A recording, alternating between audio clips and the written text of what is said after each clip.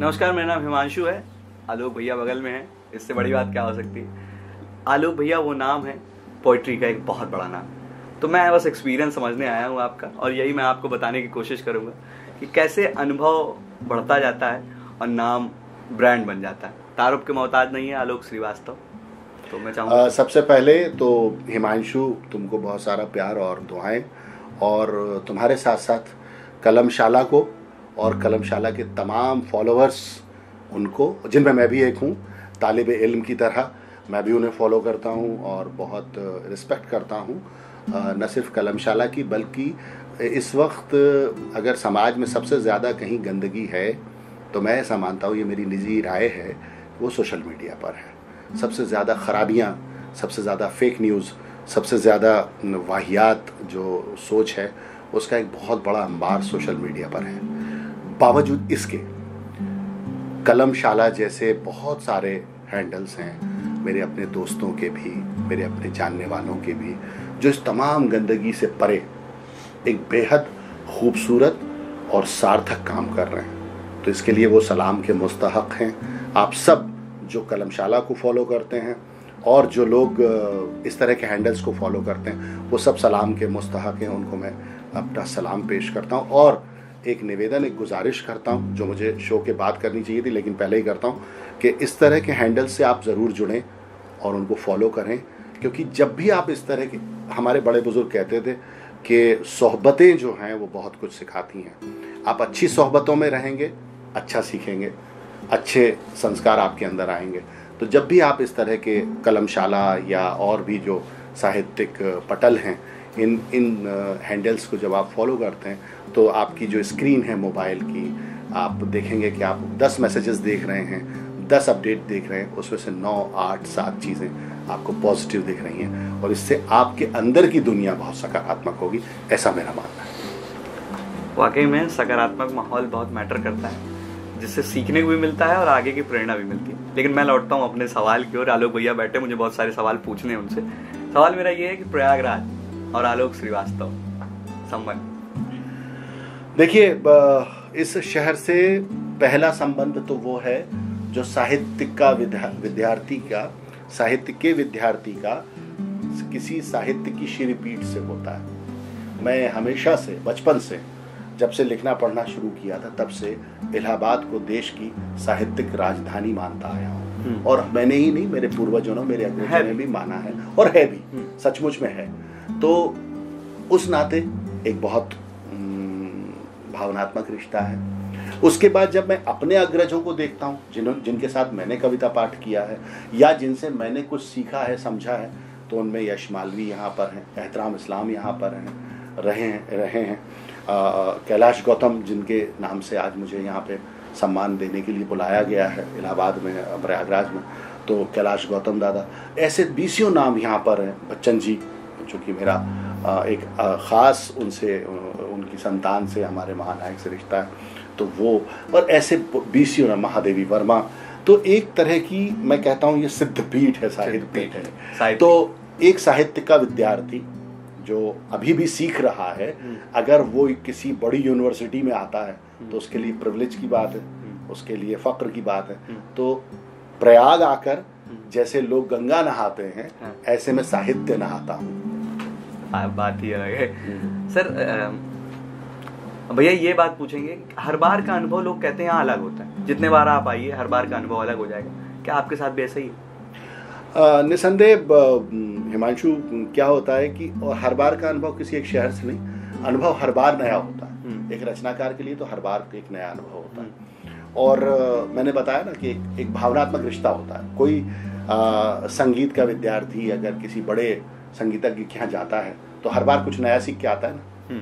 तो ऐसे ही जब आप किसी साहित्य की राजधानी में आते हैं देश की, और एक विद्यार्थी की जिज्ञासा के साथ आते हैं, आपके नेत्र चमक रहे होते हैं, आपका जहन खुला हुआ होता है कि कुछ ना कुछ। तो अभी जैसे मैं थोड़ी देर पहले, आपके यहाँ तक आने से पहले, मैं महेंद्री कॉलोनी में था, अपने यश भैया के साथ बैठा था, उनके गीत सुन रहा था, उनको अपनी नई रचनाएं सुना रहा था, ताकि इस्लाह हो जाए, करेक्शन हो जाए।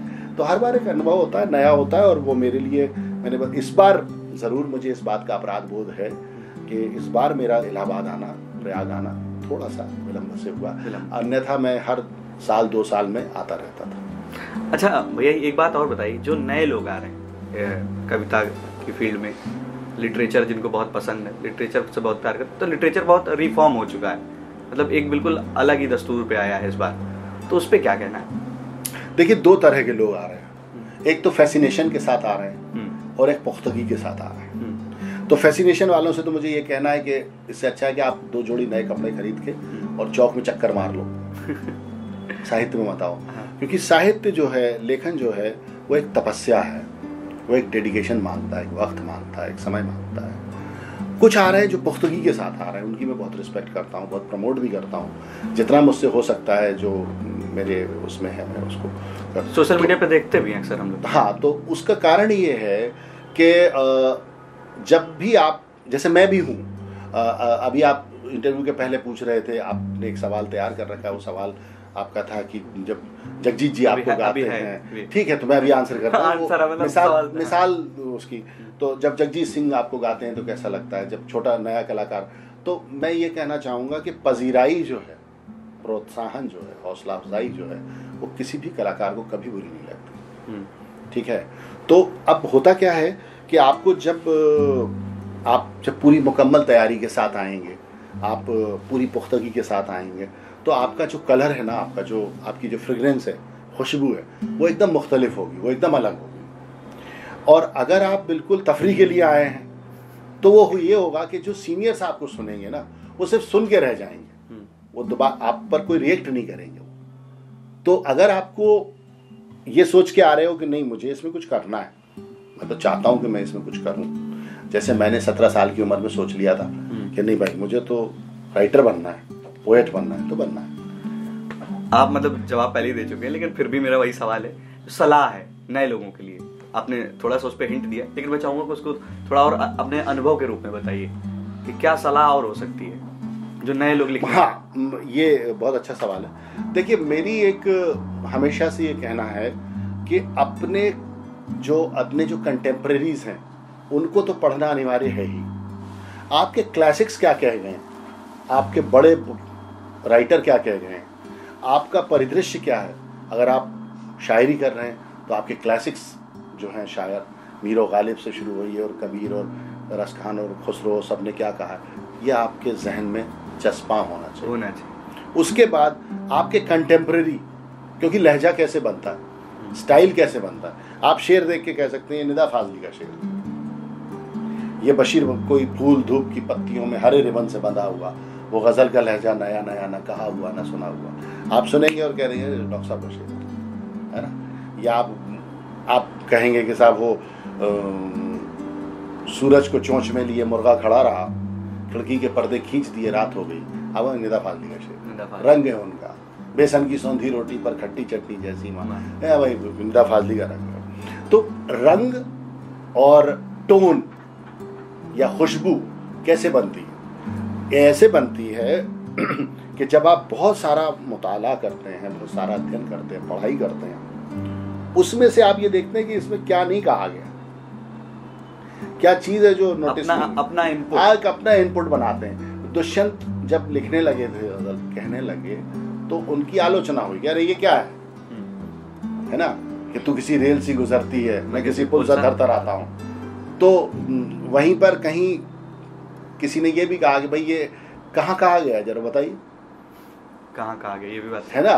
तो जब तक आप कुछ मुनफरिद नहीं करते हैं, जब तक आप कुछ मुख्तलिफ नहीं करते हैं, डिफरेंट नहीं करते हैं, तब तक आप प्रकाश में नहीं आते हैं, तब तक आप हिमांशु या आलोक नहीं होते। आप बैठे हैं यहाँ पर, हम लोग सब लोग खड़े हो जाएं? नहीं खड़े नहीं होना। मतलब आप बैठे हैं, हम लोग भी बैठे हैं, लेकिन बिना कविता, थोड़े शेर के बिना बातें अधूरी हैं। तो मैं ये चाहूंगा कि आप अपनी कुछ पंक्तियां। मैं एक कविता सुनाता हूँ जो मैं इन दिनों बहुत सुना रहा हूँ, और वो वायरल भी हो गई पिछले दिनों, क्योंकि एक वेब सीरीज की डबिंग करते हुए हमारे बड़े भाई आशुतोष राणा जी ने उसको पढ़ दिया, और वो रातों रात एकदम बिखर गई सब तरफ। तो वो है कि जो दिख रहा है सामने वो दृश्य मात्र है। और ऐसा कहते हैं हमारे सीनियर्स, कहते हैं जिन्होंने हमें सिखाया कि गज़ल जो है वो इशारे का आर्ट, गज़ल जो है वो मतलब ABCD पे ABCD रखना नहीं है, वो एक इशारा करती है। तो पूरा पॉलिटिकल सिनेरियो देख लीजिए और फिर ये गज़ल सुनिए। जो दिख रहा है सामने वो दृश्य मात्र है, लिखी रखी है पटकथा मनुष्य पात्र है। नए नियम समय के हैं, असत्य सत्य है। नए नियम समय के हैं, असत्य सत्य है। भरा पड़ा है छल से जो, वही सुपात्र है साम दाम दंड भेद का नया चलन, है साम दाम दंड भेद का नया चलन, कि जो यहाँ कुपात्र है वही सुपात्र है। जो यहाँ कुपात्र है वही सुपात्र। विचारशील मुग्ध हैं कथित प्रसिद्धि पर, विचारशील मुग्ध हैं कथित प्रसिद्धि पर, विचित्र है समय विवेक शून्य मात्र है। और घिरा हुआ है पार्थ पुत्र चक्रव्यूह में, अभिमन्यु घिरा हुआ है पार्थ पुत्र चक्रव्यूह में, असत्य साथ और सत्य एकमात्र है। कहीं कबीर सूर की कहीं नजीर की, ये शेर मेरा अपना परिचय भी है। कहीं कबीर सूर की कहीं नजीर की, परंपरा से धन्य ये गजल का छाप। भैया ये बात बताइए, हम लोग आज की बात करते हैं, आगे आने वाली कल की बात करते हैं और अचीवमेंट्स की बात करते हैं। हम लोग शुरुआत में चलते हैं, एकदम कैसे स्टार्ट हुई जर्नी और क्या वो कविताएं थी जिनसे लगा कि हम आगे और ज़्यादा अच्छा कर सकते हैं। बहुत इंटरेस्टिंग था और उम्र भी तुम्हारी की तरह थी और कम थी, कोई 17-18 बरस। तो हम क्या करते थे कि गर्मी, ये बात मैं पहले भी अपने इंटरव्यू में बता चुका हूँ कि हम ना गर्मी की छुट्टियों में बाहर मस्ती नहीं करते थे। हमारा एक दोस्त था सुधीर पाठक, हम दोनों पढ़ते थे लिटरेचर की किताबें और साथ में हम जगजीत सिंह जी को, चित्रा जी को, पंकज उदास जी को, मेहदी हसन साहब को इनके कैसेट्स सुनते थे। उसके यहाँ पर वो था, वो टेप रिकॉर्डर जो पहले चलता था और उसका हम साउंड इम्प्रोवाइज करने के लिए स्पीकर को मटके के ऊपर रख देते थे। हाँ, क्रिएटिविटी वहाँ भी थी। तो हम सोचते थे कि यार तब इतनी वो तो नहीं, फैसिनेशन की मैंने अभी शुरू में बात की थी ना, तो फैसिनेशन ही था, ऑनेस्टली फैसिनेशन था, जो बाद में सीरियसनेस में बदला, बाद में ऐसे बदला कि नहीं यार कुछ करना है नहीं। तो सुनते थे तो लगता था यार ये जगजीत सिंह, कभी हम कुछ ऐसा लिखें कि जगजीत जी गाएं, पंकज उदास साहब गाएं, मेहदी हसन साहब गाएं। बच्चन जी का, और बच्चन जी का तो हमारी उम्र में सभी, मतलब आप भी अपनी उम्र में, तो बच्चन जी तो सर के ऊपर कपाल पे चढ़ के बोलते थे, है ना। और लता ताई, तो ये हमारे ड्रीम्स में आने लगे, मतलब हमारे कि यार हम कुछ ऐसा लिखें कि जिससे ये लोग हमें गाएं, पढ़ें। ये शुरुआत हुई। तो अब इसमें क्या था कि मेरे जो फैमिली का बैकग्राउंड है और जो उस वक्त भी था, हमारे यहाँ सब एडमिनिस्ट्रेशन में थे, सर्विसेज में थे। तो माँ तो चूँकि भोपाल की थी और तहजीब और अदब से बहुत गहरा उनका राब्ता था, फादर भी थे, लेकिन फादर का वही होता है जो सबके पिता का होता है, भैया पहले कुछ कर लो, उसके बाद पहले कुछ बन जाओ, ये कविता शायरी संगीत ये तो सब बाद में होता रहेगा। तो वहाँ से शुरुआत हुई और एक दिन बाकायदा ठुकाई हुई अपनी शायरी के शौक पर। फिर हम रोते हुए अपनी माँ के पास गए कि भाई हम तो राइटर ही बनेंगे चाहे कुछ हो। क्लियर था, फंडा एकदम क्लियर था। और मैं फिर कह रहा हूँ कि उस समय फैसिनेशन था, बाद में संजीदगी आई क्योंकि कुछ मित्र मिले जो साहित्यिक मित्र थे। तो जब हमने माँ से कहा, हमने कहा हम तो राइटर ही बनेंगे, पोएट ही बनेंगे, और एक तुम देखना एक दिन हमारी गज़लें जगजीत सिंह, पंकज उदास और ये सब लोग गाएंगे। तो उन्होंने जवाब में कहा आमीन, जो हमारी किताब का नाम भी। तो ऐसे शुरुआत हुई और फिर हम पूरी तरह, फिर लेकिन चूंकि वो फादर और मदर चाहती थी कि ठीक है जो तुम करना चाहते हो करो, फादर कहते थे कि नहीं पढ़ लो। तो हमने फिर दोनों को थोड़ा बैलेंस किया कि ना ये नाराज़ हो ना ये नाराज़ हो, पढ़ाई भी की लेकिन साथ साथ ये मिशन कंप्लीट था कि ये करना है। फिर कुछ दोस्त मिले जिन्होंने संजीदगी की तरफ गामजन किया कि नहीं ये गाना बजाना ही सब नहीं होता, इसके कमिटमेंट्स भी हैं। तो फिर हम, जैसे हमारे यहाँ प्रगतिशील लेखक संघ था, प्रोग्रेसिव राइटिंग मूवमेंट था विदिशा में, भोपाल में, फिर हम उससे जुड़ गए। तो वो जो एक प्रोग्रेसिव सोच है कि भाई हाँ, तो वो सारी चीज़ें फिर जो सोहबतें हैं, जो मैं कह रहा था, सोहबतों से जो चीज़ सीखते हैं, तो फिर हमें राइटर्स, हमारे दोस्त ऐसे मिलते चले गए, माहौल पूरा ऐसे क्रिएट हुआ। हाँ, पूरा माहौल क्रिएट हो गया, फिर वो होता गया। और भोपाल जो है, जैसे आप इलाहाबाद है, जैसे मध्य प्रदेश में भोपाल है कि वहाँ भी साहित्यिक माहौल, सांस्कृतिक माहौल। विदिशा अपने आप में, बाबा नागार्जुन आके रहते थे वहाँ पर, शलभ श्री राम सिंह बरसों रहे, मैंने तो काम भी किया उनके साथ एक प्रकाशन संस्थान में। और उसके बाद वहाँ अपना जो नरेंद्र जैन, ब्रज श्रीवास्तव, स्वप्निल, बहुत सारे नई कविता के लोग। तो मैं ऐसी गज़ल कह रहा था जिसकी परवरिश हिंदी कविता कर रही थी, हिंदी की वैचारिक कविता कर रही थी। मतलब मेरे आसपास जो थे वो हिंदी के वैचारिक कवि थे और मैं गज़ल कह रहा था। तो ऐसे मेरी शुरुआत हुई। बीच में पत्रकारिता का दौर 2 दशक जोड़े, वो अभी भी है। और वो ऐसा हुआ कि जब मैं बॉम्बे गया 93 में, कुछ लिरिसिस्ट बनने के ख्वाब लेकर, जैसे लोग जाते हैं ट्रेन में बैठ के, मक्का मदीना है, मक्का मदीना, तो वो भी मैंने कहा ना कि वो एक हिस्सा फैसिनेशन का था, एक कमिटमेंट का शुरू हुआ। तो वो फैसिनेशन के दौर की बात थी कि हाँ ये करना है। फिर मैं जब वहाँ गया और मिशन था कि भाई ये करना है, उसके बाद कुछ हर परिवार में, एक संयुक्त परिवार में और मध्यवर्गीय परिवार में कुछ ना कुछ चीज़ें ऐसी होती हैं जो आपके सामने, आपके भविष्य के राह में आ जाती हैं। तो उनके रहते, वो लॉन्ग स्टोरी इन शॉर्ट ये कि मुझे वापस आना पड़ा। जब वापस आया तो क्या करूँगा अपने शहर में, तो लिखता पढ़ता तो था ही। तो मैं एक अखबार जो है उसमें हैंड राइटिंग में पोएम्स दिया करता था, वो जस की तस छपती थी, मेरी खुशखती थी राइटिंग की, जस की तस छपती। हाँ, मतलब वो हैंड राइटिंग मेरे फादर से मिली थी मुझे, तो वो अच्छी सुंदर हैंड राइटिंग है मतलब मुझे। तो वो मैं जो हमारे क्लासिक्स पोइट्स हैं उनको तो पढ़ रखा था, तब तक पढ़ लिया था। तो उनकी, गालिब की, निराला की, बच्चन जी की, इनकी कविताएं मैं हाथ से लिखता था और वो वहाँ के बड़े अखबार के रविवारी परिशिष्ट में छपती थी। वो कॉलम हो गया हिट। तो उन्होंने, अखबार ने बुला लिया मुझे कि भाई आप ऐसा करो, ये साहित्यिक पृष्ठ आप ही देखो। तो ऐसे पत्रकारिता शुरू। उस समय तो ये कोर्सेस वोर्सेस तो होते नहीं थे, ये मैं आपसे 97 की बात कर रहा हूँ, 97-98 की। तो एक अखबार में तो उसके फीचर डेस्क पर नौकरी मिल गई। ऐसे हम जो है वो पत्रकार बन गए। और पत्रकार बने तो अब करते गए। तो उसके बाद फिर दिल्ली से बुलावा आ गया, टीवी से। हाँ। तो उस समय इंडिया टीवी शुरू हुआ था, तो 2003-2004 में यहाँ आ गए और फिर 6 में आज तक में आ गए, जो कि 10-12 बरस आज तक में रहे। अब सारे वक्त जो है वो अक्षर हैं, किताबें हैं और हम। अच्छा, किताबों के साथ वक्त बिताना लिटरेचर वालों को बहुत पसंद होता है और बितानी भी चाहिए। आप कुछ भी करना, किताबों के साथ तो रहना ही। वो जो नए लोग जो बिना किताब के, बिना सर पैर के, मैं फिर से उसी क्वेश्चन में आया हूँ भैया, जो चले आते हैं, उनके लिए एक संदेश और मैं चाहूँगा कि आप जोड़े। वो कहीं पहुँचेंगे नहीं, वो चले तो आएंगे। मैंने बोला ना, मेरी भी शुरुआत फैसिनेशन से हुई थी। वो एक शेर है, शायर, अजीम शायर है, उनका शेर है कि हम भी ऐसे ही थे, नए दीवानों को देखे तो खुशी होती है, हम भी ऐसे ही थे जब आए थे वीराने में। तो अब ऐसा होता है कि आप किसी भी फील्ड में, मौसीकी है, संगीत है, उसमें आप आ जाओगे, लेकिन रियाज नहीं करोगे तो कहाँ जाओगे।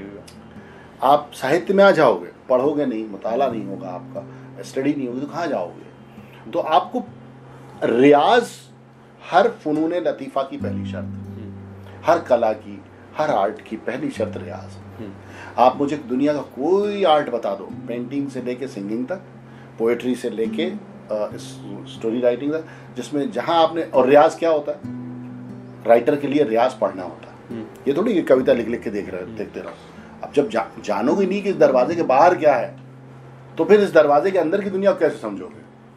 तो नए लोगों के लिए नहीं, मैं तो सबके लिए कहता हूँ। आज भी देखिए कि जो हमारे साहित्य अकेडमी अवार्डी राइटर्स हैं, बड़े बड़े, जिनका सिर्फ साहित्यिक सफर भी देखने तो 50 साल से अधिक हो चुका है, वो भी 5-5 घंटे पढ़ते हैं, 6-6 घंटे पढ़ते हैं, और कुछ तो इससे ज्यादा पढ़ते हैं। तो पढ़ना पहली शर्त, नए लोगों के लिए तो पढ़ना पहली शर्त। अब हम चलते हैं थोड़ा सा फ्लैशबैक में।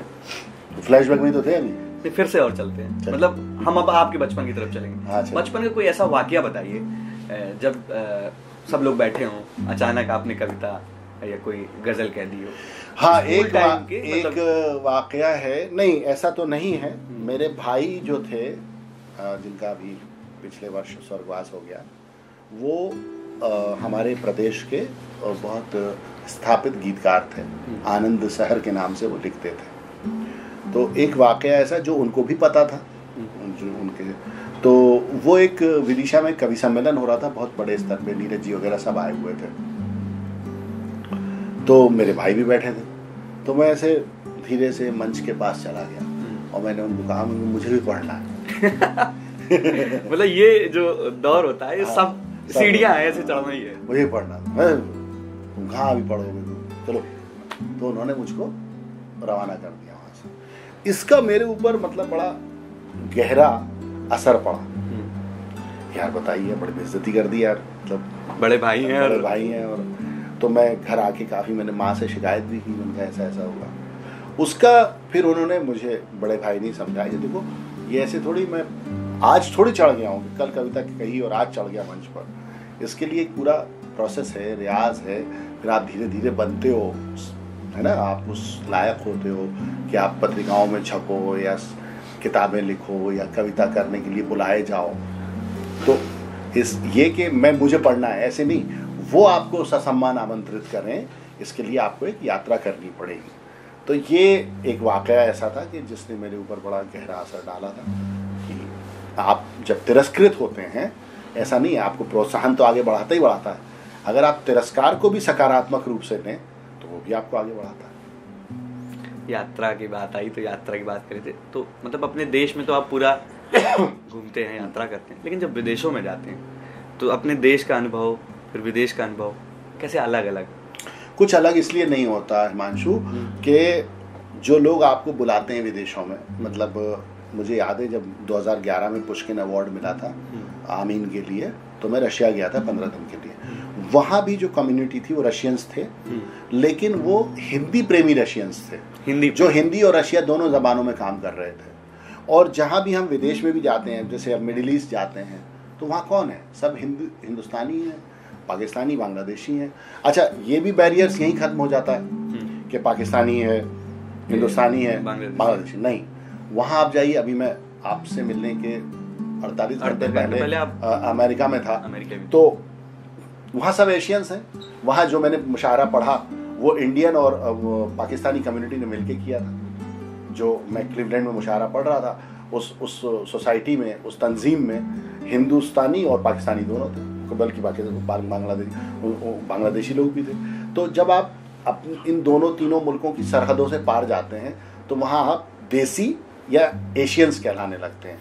देसी मतलब इंडिया, पाकिस्तान और बांग्लादेश से आए हुए लोग, और या एशियंस हम लोग। तो वहाँ ऐसे बैरियर्स नहीं है। अब तुम्हारा जो सवाल है वो मैं आंसर करता हूँ कि जो विदेशों में लोग बुलाते हैं, आप यूनिवर्सिटीज़ छोड़ दीजिए, यूनिवर्सिटीज़ में भी कोई ना कोई ऐसा होता है कि जो आपको जानता है या आपके काम को जानता है, तो वो बुलाते हैं। तो लगभग इसी का परिष्कृत अनुभव होता है वहाँ पर। वहाँ लोग ज़्यादा ध्यान से सुनते हैं। यहाँ 1000 लोगों का मजमा है तो 200 जो है उसमें इसलिए आएंगे यार इसको डिस्ट्रॉय करेंगे, हाँ, मस्ती मारे। लेकिन वहाँ आदमी 1-1 घंटे की ड्राइव करके आता है सिर्फ पोएट्री सुनने, और बड़ी संजीदगी, जिसकी समझ में नहीं आएगा वो भी संजीदगी सुनेगा, बाद में धीरे से पूछ भी लेगा यार वो शेर जो आपने पढ़ा था उसका क्या मतलब। तो वो जिज्ञासु होते हैं अधिक। क्यों? क्योंकि वो अपने वतन की खुशबू से दूर है, इसलिए वो वतन के ज़्यादा नज़दीक है। वो अपनी मिट्टी से दूर है, इसलिए अपनी मिट्टी के ज़्यादा नज़दीक, क्योंकि वो मिस करते हैं उस चीज़ को। तो उनके अंदर जो शिद्दत है, जब भी कोई कलाकार पहुंचता है तो उसकी वो ज़्यादा पजीराई करते हैं, तुम्हारे से या हमारे से अधिक। क्यों? क्योंकि हमारे यहाँ तो यही है, वो एक गज़ल में हमारे शेर है कि जो अपने पास हो उसकी कोई कीमत नहीं होती, हमारे भाई को ही लो बिछड़ कर याद आता है। तो हमारी जो मिट्टी है वो जब हम उससे बिछड़ जाते हैं तो उसकी शिद्दत और बढ़ जाती है। तो वहाँ जो लोग हमको सुनते हैं, सराहते हैं, हम ये नहीं कहते कि वो हिंदुस्तान में उतना अटेंशन नहीं मिलता, बिल्कुल मिलता है। यहाँ भी ऐसे बहुत सारे, अब जैसे इलाहाबाद में मैंने इतने बार प्रोग्राम पढ़े हैं, मुझे कभी नहीं लगा कि इसमें 10 लोग ऐसे बैठे हैं जो हूट करने आए, वो सुन नहीं आए, उन्हें समझ में नहीं आएगा, अच्छा नहीं लगा, चुप करके बैठे रहेंगे, वो कोई पजीराई नहीं करेंगे आपकी, कोई आपको अप्रिशिएट नहीं करेंगे, लेकिन वो हूट नहीं करेंगे आपको। तो ये कोई अलग अनुभव नहीं है, एक ही है।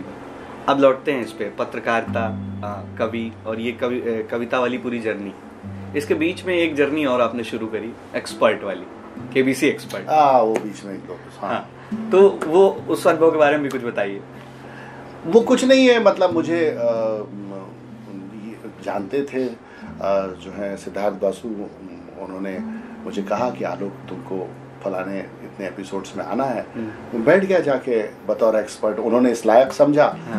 मैं उनका आभारी हूँ कि उन्होंने इस लायक समझा कि भाई मैं किसी को 25 लाख 50 लाख रुपए जितवा सकता हूँ, तो बैठ गया जाके। तो उसमें कोई ऐसा अनुभव नहीं। हाँ, अनुभव ये ज़रूर है कि बच्चन सर के साथ स्क्रीन शेयर करने का मौका मिला और उनके साथ काम करने का मौका मिला। भाई 2-3 गाने उनके साथ हुए, कविता उनने पढ़ी, और चूँकि मेरे स्वर्गवासी जो बड़े भाई की तरह आदेश श्रीवास्तव, उनके बहुत अच्छे मरासिम सर से, बच्चन सर से थे, तो उस नाते वो मुझे भी जानते थे। तो मेरी एक नेशन को डेडिकेट करती हुई एक पोएम है, आओ सोचें ज़रा आओ देखें ज़रा, तो आदेश श्रीवास्तव जी ने कंपोज की थी। तो 2013 में बच्चन सर ने पढ़ी थी। उसके बाद फिर ये केबीसी में बुलाया, फिर वो इंडिया, जब ये आपका दूरदर्शन जब 60 बरस का हुआ, तो फिर मैंने एक पोएम लिखी। तो प्रसार भारती ने कहा कि भाई इसको अगर बच्चन सर पढ़ दें तो बहुत अच्छा है।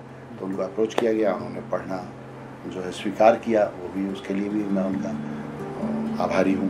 तो बस कोई ऐसा अनुभव नहीं है। वो तो आपके साथ बैठ के जो बातें करने का अनुभव है वैसे ही अनुभव है वो। लेकिन आपको सबसे ज़्यादा काम करना किसके साथ पसंद आया कि इनके साथ करीब जीवन भर कर सकते हैं? अपने साथ नहीं, अगर क्योंकि आप जो अपने साथ काम करते हैं ना, देखिए बड़ा सीधा सा फंडा है। आप अपने साथ काम करेंगे अच्छे से, अपने ऊपर अच्छे से काम करेंगे, तो दुनिया आपके साथ काम करना चाहेगी, क्योंकि उसको लगेगा कि यार ये एक जेन्युइन आर्टिस्ट है, कलाकार है। और जितने बड़े कलाकार होते हैं ना, उनके अपने अनुभव होते हैं। तो आपको हर कलाकार, मैं जगजीत सिंह जी के साथ काम कर रहा हूँ, वो मुझसे एक गज़ल एक्सेप्ट कर रहे हैं लेकिन मतलब बदलवा रहे हैं, तो वो भी एक अनुभव है मेरे लिए। या जगजीत सिंह करेक्शन कर रहे हैं गज़ल में, ठीक है, या पंकज उदास कह रहे हैं कि आलोक भाई मुझ पर ये ट्रैक रखा है, आप देखिए आपके पास कोई गज़ल है इससे, तो वो एक अलग अनुभव है। उस्ताद राशिद खान और रेखा भारद्वाज जी गाना गा रही हैं, संदेश शांडिल्य कंपोज कर रहे हैं, कुशल श्रीवास्तव उसके फिल्म के डायरेक्टर हैं, तो कह रहे हैं भाई इसको ऐसे कर दीजिए, थोड़ा सा वैसे कर दीजिए, एक अलग अनुभव है। तो इसमें क्या है, परतें हैं अनुभव की। लेकिन आप ये नहीं कह सकते कि साहब मुझे हिमांशु तुम्हारे साथ इंटरव्यू करते हुए यार ऐसा मजा आया कि ऐसा तो मेरे को किसी के साथ नहीं। तो वो एक अलग बात है। वो अनुभव की परत अलग हो सकती है, अनुभव छोटा बड़ा नहीं हो सकता। हाँ, ये जगजीत जी के साथ काम करते हुए फलाना लगा, या विशाल भाई के साथ, या किसी के साथ, या मिलिंद जी के साथ, किसी के, हर आदमी के काम करने के तरीके से आपको एक नए अनुभव की अनुभूति होती है और नया सीखने को मौका मिलता है। हम चलते हैं फिर से थोड़ा सा और पहले, हम बात पे पहले जा रहे हैं। हाँ, ले चलो, कहीं भी ले चलो। हम जो आपकी शुरुआती कविताएं हैं, मैं चाहूंगा उसके बाद एक आखिरी मैसेज आज के इस इंटरव्यू सेशन का, फिर तमाम बातें। शुरुआती कविता तो क्या है, गजल थी, वो 89 में कही थी हमने। और 89 में तुम क्या कर रहे थे? पैदा नहीं हुआ पता ही नहीं।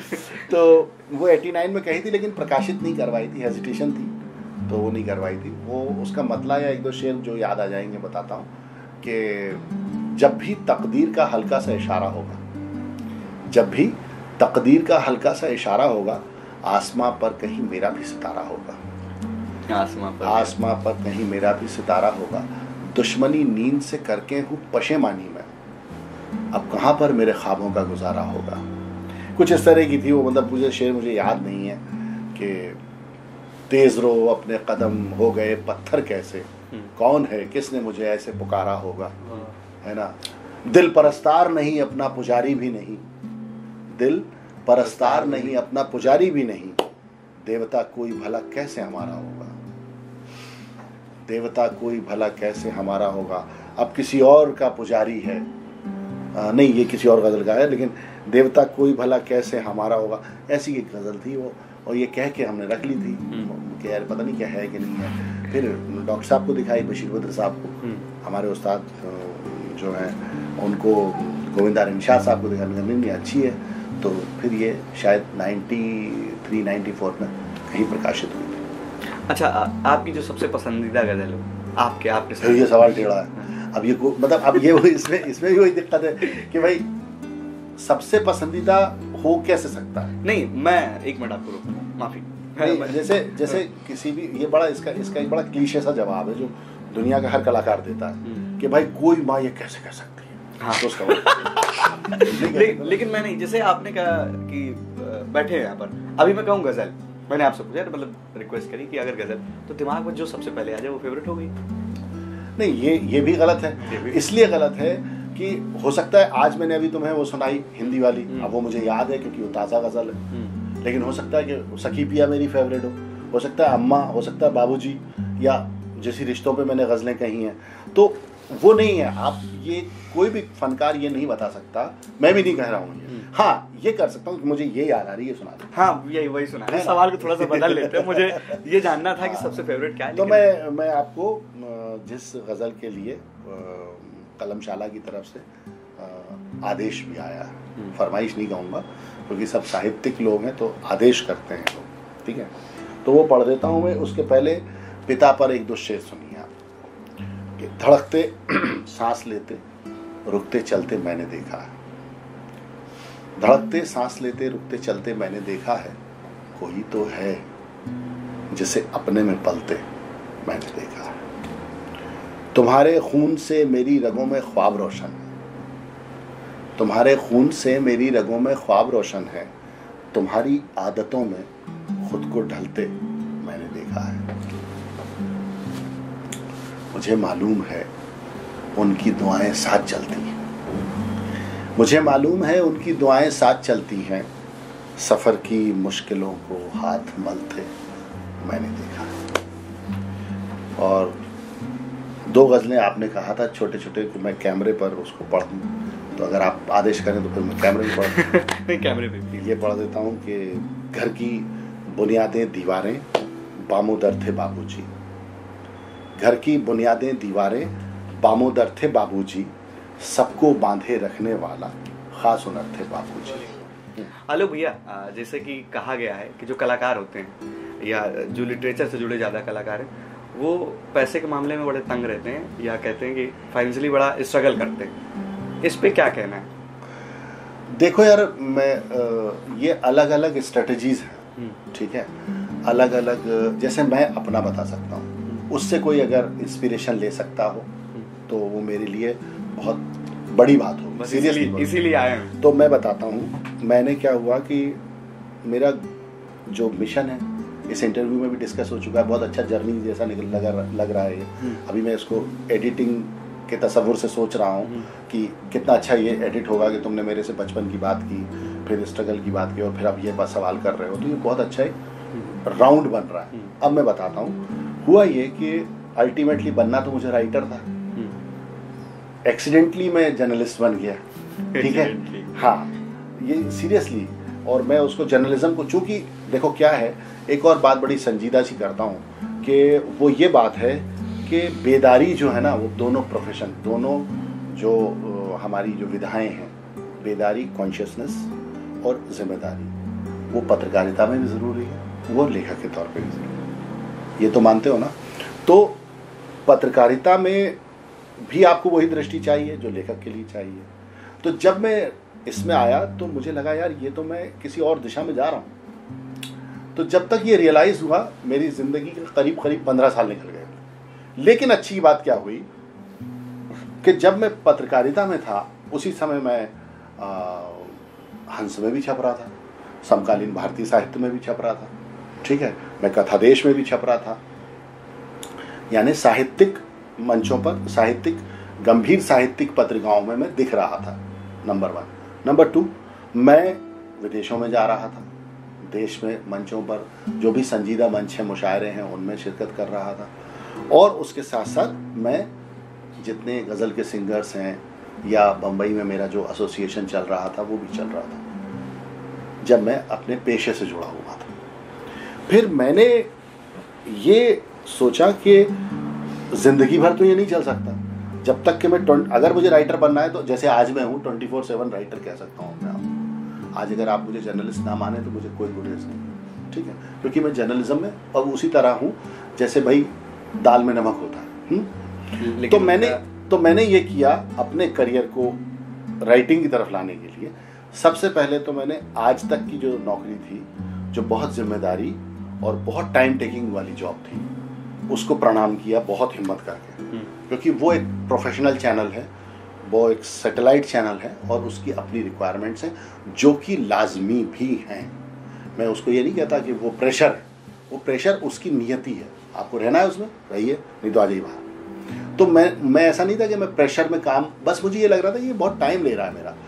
मेरे साथ एक बहुत अच्छी बात ये हुई कि जब मैं आज तक को छोड़ने का मन बना रहा था, उसी समय मेरे पास एक ऑफर आया प्रसार भारती से, दूरदर्शन से, कि क्या आप हमें कंसल्टेंट के तौर पे ज्वाइन करेंगे। तो वो 2 साल का जॉब था और हुआ ये कि लकीली जो सैलरी, मैं यहाँ कैमरे पे बता रहा हूँ कि जो सैलरी मुझे आज तक में मिल रही थी उससे दुगनी सैलरी मुझे प्रसार भारती में, दूरदर्शन में मिल रही थी। तो मैंने स्ट्रेटेजी ये बनाई एक राइटर के तौर पे कि अगर मैं ये 2 साल का ये कॉन्ट्रैक्ट कर लेता हूँ तो अगले 2 साल, क्योंकि मेरे पास 4 साल की सैलरी हो जाएगी आज तक के अकॉर्डिंग, तो अगले 2 साल में राइटिंग कर सकता हूँ और मुझे सैलरी उतनी मिलती रहेगी जितनी आज तक में मिल रही है, और वो भी बहुत अच्छी सैलरी थी। लेकिन ये सुयोग कह लीजिए, टचवुड, कि मैंने जैसे ही आज तक को छोड़ा मेरे पास एक टाइम का बहुत बड़ा स्पेस निकला, साथ साथ मुझे एक अच्छी खासी सैलरी मिल रही थी। तो मैंने धीरे धीरे धीरे अपने आप को इस तरह प्रिपेयर किया।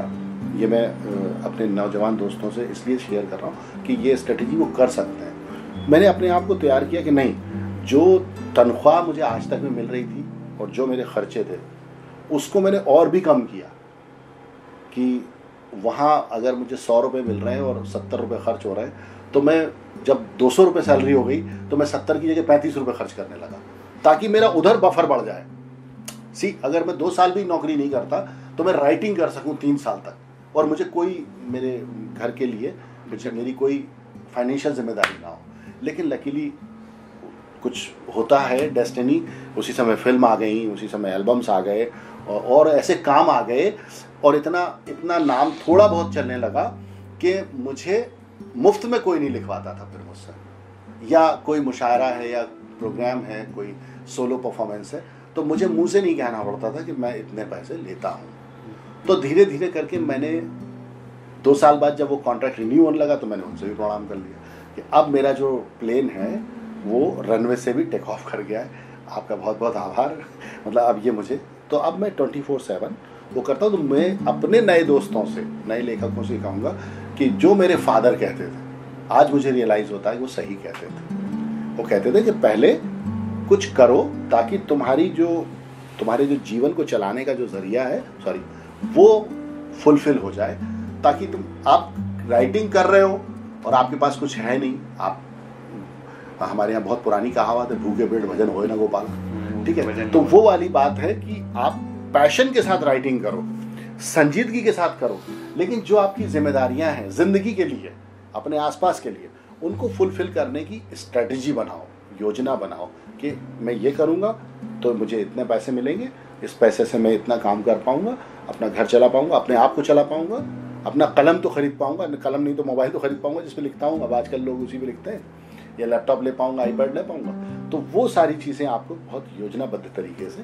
तैयार करनी पड़ेगी। तो कुल मिला के प्लानिंग बहुत ज़रूरी है और पैसा भी उतना ही ज़रूरी है। बेशक ज़रूरी है, मैं बिल्कुल ये बात को नहीं कहता कि आप फ़कीर चंद होकर राइटर बनिए। आप राइटर बनिए, आप अपने आप को पहले तैयार कीजिए कि आप अगर लिख रहे हैं तो आपका चेतन मन आपका उसमें तो हो, मतलब आप उस मनस्थिति में हो कि आपके ऊपर कोई दूसरा प्रेशर नहीं है, ताकि आप जिस चीज़ को फोकस कर रहे हैं उस चीज़ को फोकस करके लिख सकें। ये बातें बहुत ज़रूरी थी होनी, और वही बातें हम भैया से कर रहे हैं। मैं चाहूँगा चलते चलते एक संदेश इतने सारे तो हम सबके लिए क्या संदेश, फिर ऐसा लगेगा कि आलोकानंद सरस्वती बात कर रहे हैं। तो संदेश यही है सारे कि आप सब लोग खूब पढ़ें। मेरी बार बार रिक्वेस्ट ये, डॉक्टर बशीर वक्त साहब एक बात कहते थे, कहते हैं हमारे, जब हम उनसे सीख रहे थे, आज भी हम सीखते हैं, तो वो कहते हैं कि 95% पढ़ो, 5% गढ़ो। यानी 55% पढ़िए और 5% लिखिए या कहिए। तो पढ़ना जो है वो बहुत अनिवार्य है। मेरी आप सबसे गुजारिश है कि पढ़िए। और तब देखिए, मैंने शो के शुरू में ही कहा था कि अगर आप पुस्तक नहीं भी पढ़ सकते तो आप कलमशाला जैसे जो हैंडल्स हैं उनको फॉलो करिए, क्योंकि ये लोग आपके लिए वो काम कर रहे हैं जो लाइब्रेरीज़ किया करती थी। तो ये बहुत अच्छी सोशल लाइब्रेरीज़ हैं जिनको आप क्लिक करके देख सकते हैं, तो इनको फॉलो कीजिए। कुछ इस तरह के और जो साइट्स हैं उनको सब्सक्राइब कर लीजिए, ऐसे चैनल्स को सब्सक्राइब कर लीजिए, क्योंकि आप किताबों से ज़्यादा मोबाइल में रहते हैं, तो मोबाइल में ये जो ऊट पटांग मैसेजेस आते हैं, फेक न्यूज़ेस आती हैं, कम्युनल हेड के जो वीडियोस आते हैं, इनको सबको डिलीट कीजिए। अच्छे अच्छे हैंडल्स को फॉलो कीजिए ताकि आपके जीवन में भी पॉजिटिविटी आए और आपको ज़रिए मिले किस दिशा में आपको जाना है। ये बातें जो बहुत ज़रूरी थी, और यही बातें हम करते हैं जो आपको आपके शहर से जोड़ें, आपको अपने आप से जोड़ें, हमसे जोड़ें। यही सब बातों के साथ आज के लिए बहुत बहुत शुक्रिया। बहुत बहुत शुक्रिया हिमांशु, आप भी, तमाम जो लोग देखेंगे इस प्रोग्राम को, उनका भी बहुत बहुत शुक्रिया।